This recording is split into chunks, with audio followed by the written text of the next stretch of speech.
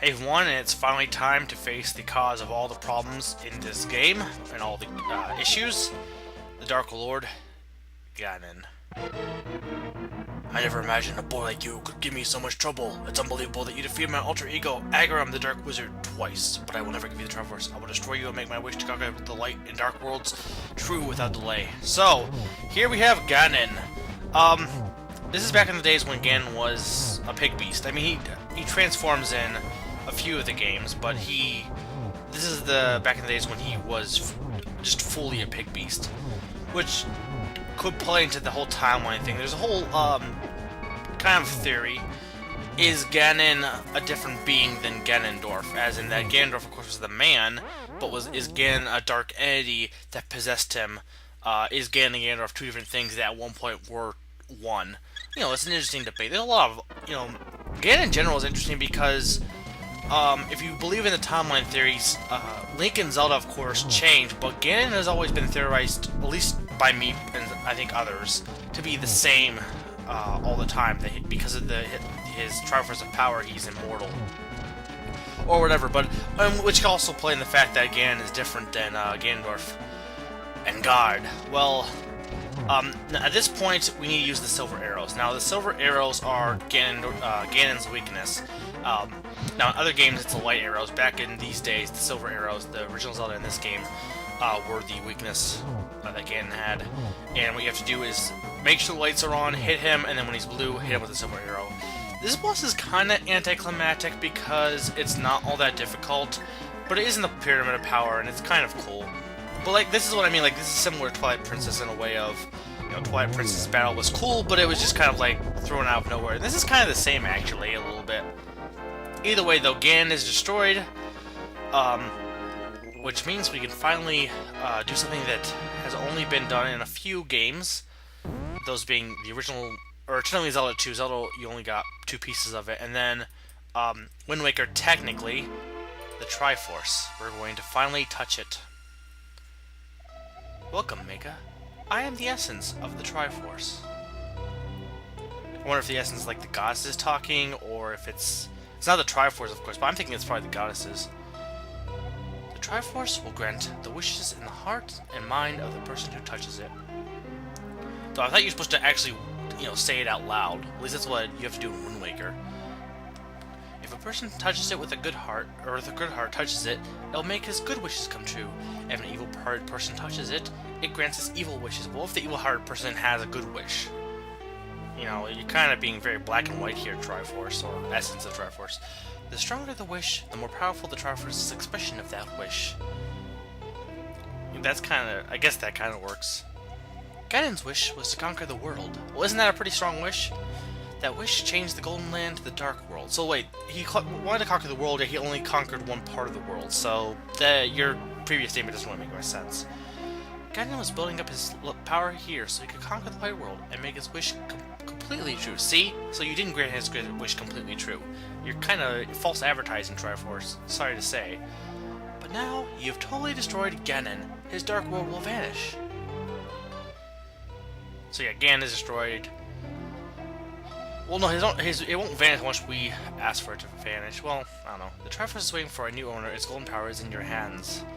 And we shall now touch it and make our wishes come true. Now touch it with a wish in your heart.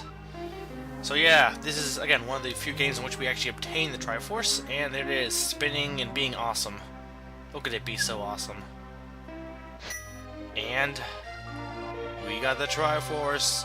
Really, technically the second Zelda, but this is really, in Wind Waker you don't technically obtain it, so this is one of the few games you actually I think this is the only game you, now I guess in Zelda 2 you make a wish too, but, the thing about the Triforce is, though, it's really, and yeah, the king, your wish basically made everything that bad happen, all the bad stuff and all the dead people come back to life and they're all happy, and this song is awesome.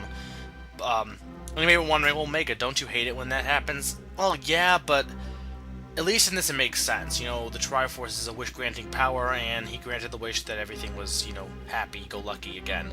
Whereas with, things like TTYD, there was no reason for Garotis to still survive. That didn't make any sense. At least here it makes sense, and it's a little happy, but you know what? It's logically happy, so Though I don't know why we have one little screen about this desert thief. He wasn't that important of a character. No one likes you, PK. Well, not people like PK. I need to stop making every character in a game PK. And here, this doesn't make any sense. This the bully. Okay, yeah, the bully kind of could be a real person. That ball guy, there's no way that's an actual person.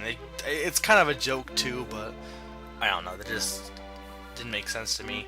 But the Triforce grants wishes. That's the ultimate goal of getting it. But like in most games, you don't even deal with the fact that it grants wishes. You deal with the fact that people want it. It's it's like not the fact that people want the game or want the game. Not that people want the Triforce, like, it's not what they want to do with it. Like, Ganondorf wanted the Triforce to conquer the world, right? But we didn't focus on the fact that he wanted for the wish power in Ocarina of Time. The main problem was he just wanted it. So, really the Triforce is, it's a or not no, it's not Duas Mania. It's, MacGuffin. I think it's a MacGuffin. Yeah, MacGuffin. It's a MacGuffin. It's just, it's what everyone wants and what drives the plot, necessarily. And what it can actually do doesn't matter all that much. And this is one of the few games where it does have some bit of an impact. And hello, Flute Boy. I love Flute Boy. And Venus, I don't know if Venus is referring to, I don't know if that's the Great Fairy, and now she's back at the Fountain, it says Venus, the Queen of the Fairies. I thought that was the Fat Fairy, so maybe the Fat Fairy is now back to normal.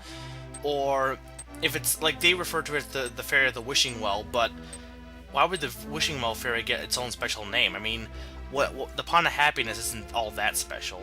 I would think the Queen of the Fairies would be. And don't wave at me, you were chasing me and trying to report me to the Knights, so no. Also, fun fact, if you use the magic powder on that lady, she will turn into a fairy, I believe. Why you would want to do that and ruin someone's life, I don't know, but you can make her into a fairy and capture her and then use her on your body. That sounded wrong. And here we have the Lost Old Man who helped us in the mountains. These Lost Old Men are kind of, adapted from the old men who lived in caves in the original Zelda. Though the ones that lived in caves in the original Zelda were much more fun because they had cryptic English sayings like Eastmost Peninsula is the secret. And again, we get another useless character, the Thief of the Lost Woods. And yeah, I really love this song. It's a really great ending theme. Do do do. And the Master Sword sleeps again forever. End scroll.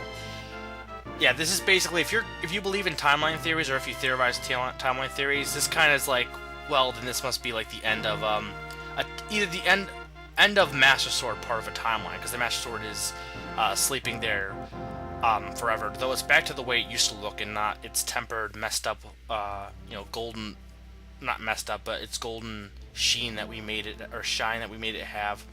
It lost that. But so yeah, the Master Sword technically is now there, and Ganon is supposedly destroyed forever. So this is one of the last games. So Link's Awakening, again, I believe it comes right after this. So, but that's more of a side game. It doesn't relate to the main Hyrulean plot or Hylian plot. And this song's also quite good, and it's got the nice spinning Triforce. So this project, I liked it. I know with, like, when I did Chrono Trigger, I had mixed feelings about the project, and I felt, maybe just because it went on so long, but I don't know, I felt mixed feelings about it, and I felt like some people weren't that interested in it, and that, I just was not that interested. I mean, it's a great game, but I just feel, maybe it was just the fact that it went on for so long. But this game, Chrono Trigger, while great, and I love it, this game has a special place in my heart. I mean, it's back in the, it's one of those games that I just loved from my childhood, so it was probably, and yeah, I apologize here, the screen went to black, because if you leave the Wiimote, this is the VC version of the game, if you leave the Wiimote inactive, it will fade to black, and that's what happened. Yeah, I think because it has a special place in my heart, I don't know, I just, enjoy doing this game more so than other games, and I felt, I hope other people, I feel like there was a good reception. I hope people enjoy these episodes.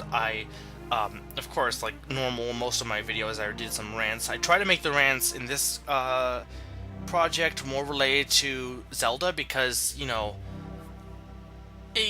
come to watch a Zelda Let's Play, and when I run out of things to talk about, I'd rather talk about things that relate to this game as opposed to just random stuff. So I hope you know, if people like that, I think that's better to try and keep the rants at least on topic rants that are off topic on topic rants. More so than not, and I try to do that as much as possible. Love this rendition of the Zelda theme, but in slow renditions of the Zelda theme are just really awesome. I love them.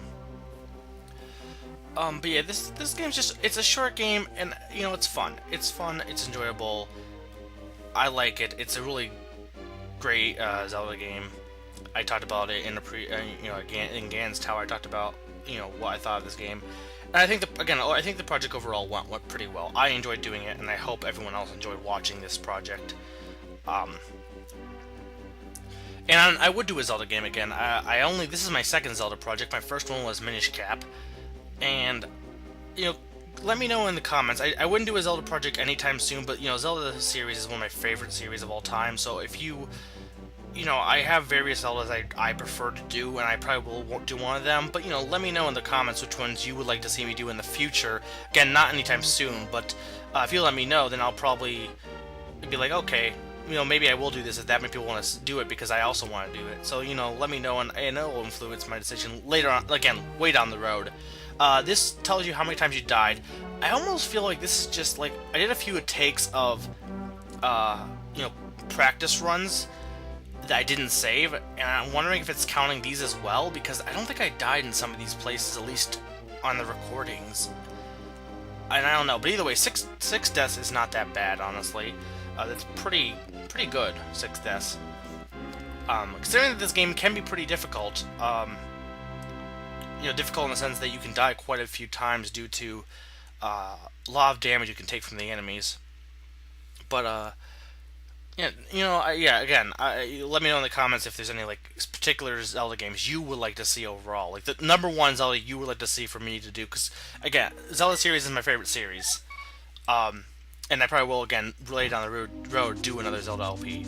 But here we have showing how to get Crisafulli Hand's room. Now, Crisafulli Hand, he was a boy during the 90s, I think, when Nintendo Power had a contest, back when Nintendo Power had contests to win prizes, and one of the prizes was have your name, have your name in a Zelda game, I think.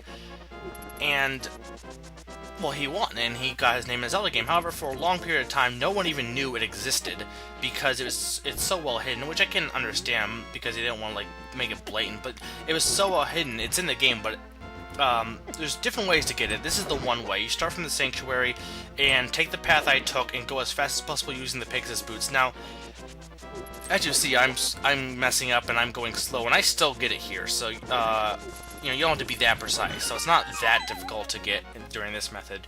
There's other methods, like I believe if the game is ever glitched, it will also send you here, which is just a simple room with rupees and then a plaque that says he's Crisafulli Hand.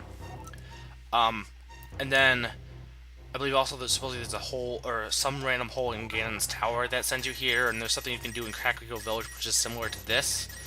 But this one I think is the easiest one to do, and it's easy. You know, you saw how easy it was for me to get here. So this is a nice little secret. That yeah, until like the advent of like the internet and emulation, I don't think anyone ever knew about it, because it's very, honestly though, it's similar to some of the encryption in the original Zelda games. Surprising anyone ever figured out some of those without. I mean, you had Nintendo Power. You know, the player's guides told you how to do things. That's how you did it back in the day. There was no internet. You had to use player's guides, or you know, friends. But here's one last secret: if you use magic powder on these buzz blobs, you get Cookman. He will say this stuff, and that's it. He's kind of pointless, but he's Cookman, so therefore he is awesome. So this has been The Legend of Zelda: A Link to the Past, my Let's Play of it, and I hope you've enjoyed. I've enjoyed it, and until next time, I am Mega400 reminding you, Cookman, he is awesome.